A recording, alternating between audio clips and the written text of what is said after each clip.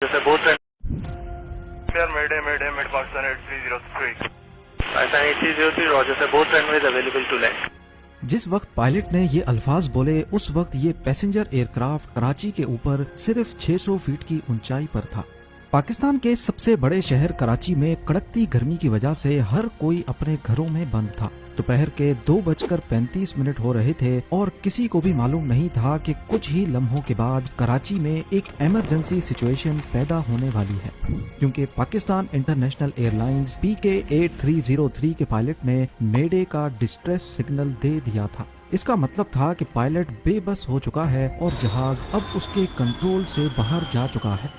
ये सिग्नल देने के चंद सेकंड्स के बाद कराची एक जोरदार धमाके से लरज उठता है और आसमान काले धुएं की चादर ओढ़ लेता है। एयरबस A320 मॉडल कॉलोनी की घनी आबादी के ऊपर एयरपोर्ट से सिर्फ 430 मीटर पहले क्रैश कर जाता है। हैरानी की बात यह है कि इन्वेस्टिगेशन रिपोर्ट में बताया गया कि प्लेन में किसी किस्म का कोई फॉल्ट नहीं था। तो फिर आखिर ये हादसा हुआ तो हुआ कैसे? पायलट और ट्रैफिक कंट्रोलर के दरमियान क्या बातचीत चल रही थी? सिर्फ चंद मिनट पहले इसी एयरपोर्ट पर लैंडिंग की पहली कोशिश क्यों और कैसे नाकाम हुई? और 3 साल तक चलने वाली इन्वेस्टिगेशन में कौन से राज खुल कर सामने आए? जेम टीवी की वीडियोस में एक बार फिर से खुशामदीद। नाजरीन, 22 मई 2020 वाले दिन फ्लाइट 8303 को लाहौर से 1 बजे टेक ऑफ करना था और उसकी मंजिल थी कराची इंटरनेशनल एयरपोर्ट। ये एक छोटी फ्लाइट थी जिसको तकरीबन 1 घंटे 45 मिनटों में अपनी मंजिल पे लैंड करना था। उस वक्त कोविड लॉकडाउन्स अपने उरूज पर थे, जिसकी वजह से बहुत कम फ्लाइट्स चल रही थी। लेकिन दूसरी तरफ रमजान का महीना चल रहा था और ईद की छुट्टियां करीब आने वाली थी। फ्लाइट्स कम थी और पैसेंजर ज्यादा, यानी फ्लाइट पूरी तरह से पैक्ड थी। इसमें टोटल 91 पैसेंजर्स और 8 क्रू मेंबर्स मौजूद थे। आज के दिन मौसम बिल्कुल परफेक्ट था, लाहौर में भी और कराची में भी। पायलट्स की बात की जाए तो फ्लाइट कैप्टन 58 इयर्स के सज्जाद गुल थे, जिनको पाकिस्तान इंटरनेशनल एयरलाइंस ज्वाइन किए 24 साल गुजर चुके थे और इनके पास 18,000 घंटों का एक्सपीरियंस था। जबकि फर्स्ट ऑफिसर 33 इयर्स के उस्मान आजम थे, जिनको PIA में 10 साल गुजर चुके थे। ये 16 साल पुराना एयरबस A320 एयरक्राफ्ट था, जिसमें 2 CFM56 टर्बो फैन इंजन्स लगे थे और इन दोनों इंजन्स का इस स्टोरी में बहुत अहम किरदार है। एयरक्राफ्ट बिल्कुल परफेक्ट कंडीशन में था, जिसको एयरबस की रिकमेंडेशंस के हिसाब से मेंटेन भी किया जा रहा था। लाहौर एयरपोर्ट पर तमाम तर तैयारियां पूरी करने के बाद सिर्फ 5 मिनट के डिले के साथ दोपहर 1:05 पे जहाज टेक ऑफ हो गया। कुछ देर बाद फ्लाइट 8303 34,000 फीट की बुलंदी पर पहुंच चुकी थी, जिसको क्रूजिंग एल्टीट्यूड कहते हैं, और अगले 45 मिनटों तक इसे इसी एल्टीट्यूड पे रहना था। क्रूजिंग एल्टीट्यूड पे पहुंचते ही केबिन क्रू ने दोनों पायलट्स को स्नैक्स ऑफर किए, लेकिन क्योंकि उन्होंने रोजा रखा हुआ था तो उन्होंने मना कर दिया। क्रूजिंग के दौरान पायलट ने जहाज को ऑटो पायलट पे रखकर इधर उधर की बातें शुरू कर दी। 1:24 पे जहाज नवाब शाह को क्रॉस कर रहा था और इसी वक्त उसको कराची कंट्रोल टावर के साथ कनेक्ट कर दिया गया। यानी पिछले कंट्रोल टावर का काम हुआ खत्म, अब आगे की जिम्मेदारी कराची टावर की थी। कराची कंट्रोल ने पायलट्स का वेलकम किया और उनको डायरेक्ट मकली पहुंचने का कहा। नॉर्मली इस रूट पर उड़ने वाले जहाज नवाबशाह पहुंचकर कराची टावर से कंफर्म करते हैं कि उनको किस रूट से कराची आना है। नवाबशाह से कराची के कई रूट्स मौजूद हैं, जिनमें शामिल हैं नवाबशाह 2A, नवाबशाह 2B और नवाबशाह 1C। 2A वाला रूट हैदराबाद के करीब से गुजरकर किंजर लेक के पास पहुंचकर राइट टर्न होता है और फिर सीधा कराची एयरपोर्ट तक जाता है।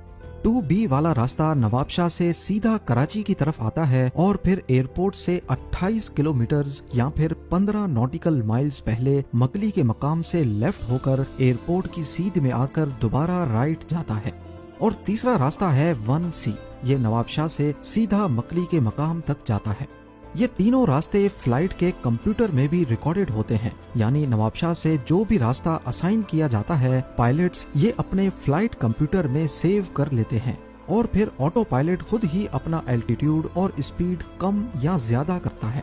اب یہاں نوٹ کرنے والی بات یہ ہے کہ PIA فلائٹ 8303 کو پہلے نواب شاہ 2A کا راستہ اسائن کیا گیا تھا، جو کہ دکھنے میں زیادہ بڑا راستہ ہے، لیکن بعد میں پائلٹ کے زور بھرنے پر ان کو ڈائریکٹ مکلی پہنچنے کی اجازت دے دی، کیونکہ پینڈیمک کا دور تھا اور فلائٹس کا رش نہیں تھا۔ اسی وجہ سے کنٹرولر نے بھی ان کو ڈائریکٹ مکلی پہنچنے کی پرمیشن دے دی، لیکن پائلٹ سے غلطی یہ ہوئی کہ انہوں نے اس شارٹ کٹ کو فلائٹ مینجمنٹ کمپیوٹر میں سیو نہیں کیا، یعنی کمپیوٹر سمجھ رہا تھا کہ نواب شاہ 2A کا راستہ سلیکٹڈ ہے، جبکہ اصل میں وہ 1C سے آ رہے تھے۔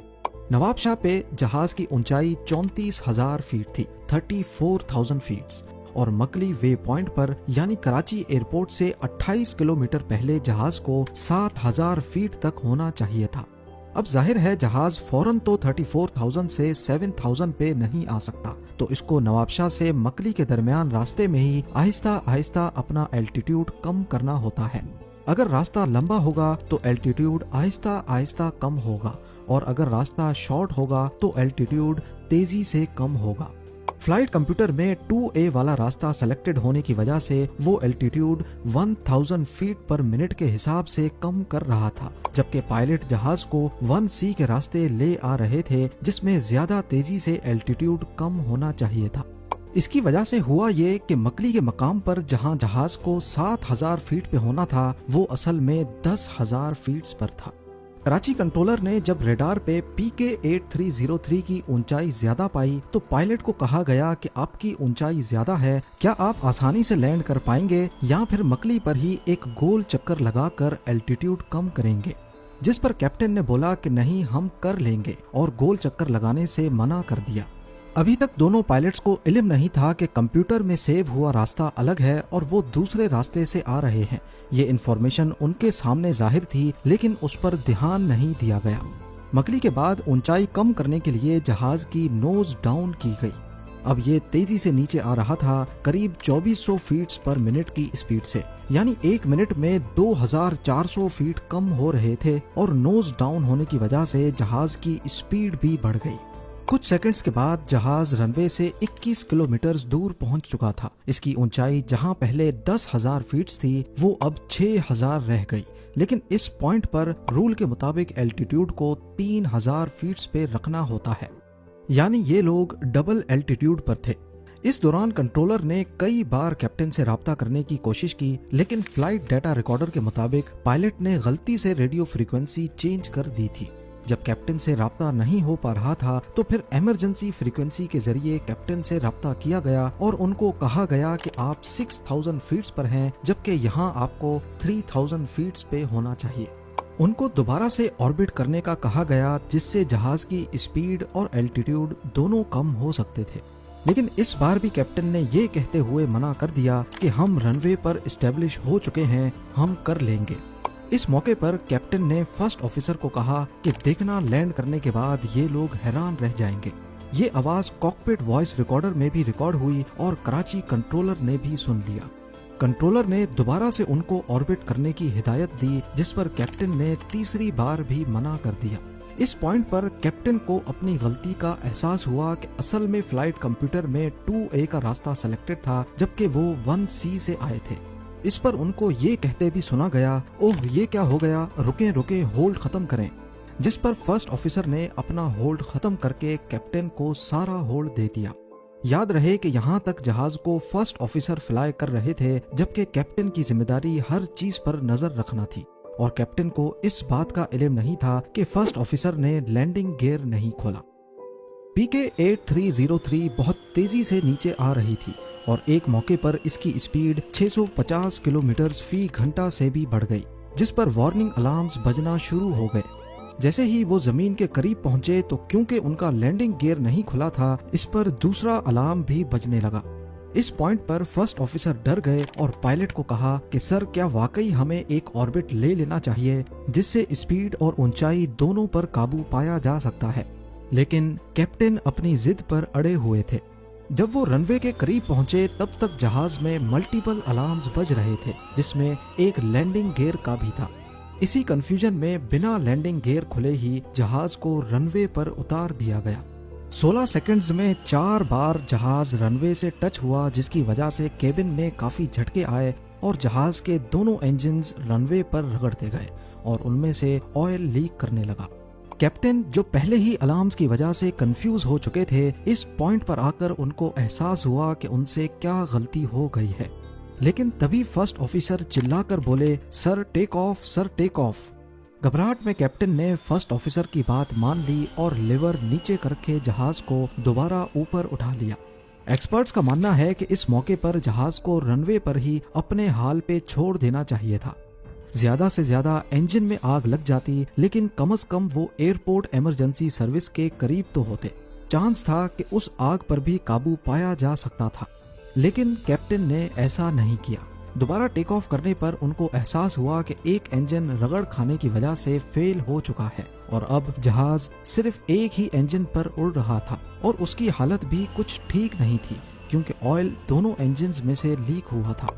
अब वो 3000 फीट की ऊंचाई पर पहुंचकर गो अराउंड करके दोबारा रनवे की तरफ बढ़ रहे थे, जिस पर कंट्रोल टावर ने उनको कहा कि तमाम रनवेज खाली हैं, आप किसी पर भी लैंड कर सकते हैं।